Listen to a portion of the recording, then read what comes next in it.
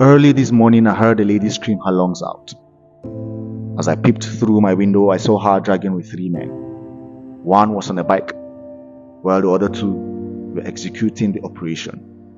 I ran outside with my boxers, but the guys had escaped without a single chase from anyone on the empty streets, leaving Grace gasping for breath at the foot of the security guard to my neighbor's compound, who witnessed the whole drama, and I felt he would have at least raised a false alarm.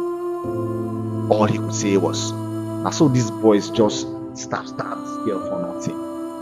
Upon hearing the statement, I ran back to my room to get properly dressed and used the same speed to arrive at where Grace was fighting for her life in a pool of blood. Thankfully, one of the residents of that same compound took his car and drove like a madman, and as we rushed her to the hospital, I assured her that she'll be fine, and as she said amen, the nurses wheeled her to the emergency room and reassured us that she'll be fine.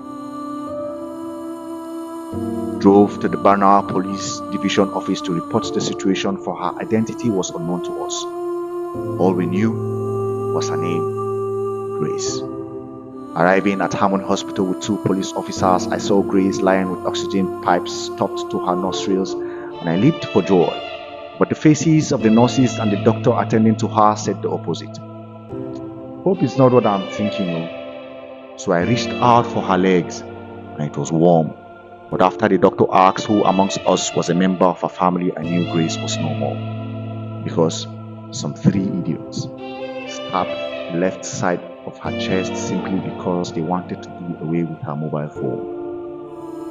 It will shock you all to know that Grace has been identified as a youth corps member who hails from Jos, and that it was after this morning devotion at their Living Faith Youth Corps members lodge Barnawa that she decided to go for a walk, which turned out to be a walk of freedom from the pain erupting from any future breakfast. I pray her parents, friends, and fellow corps members find the solace to accept this gruesome fate.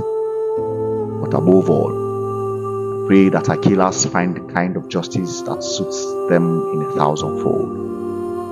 Amen.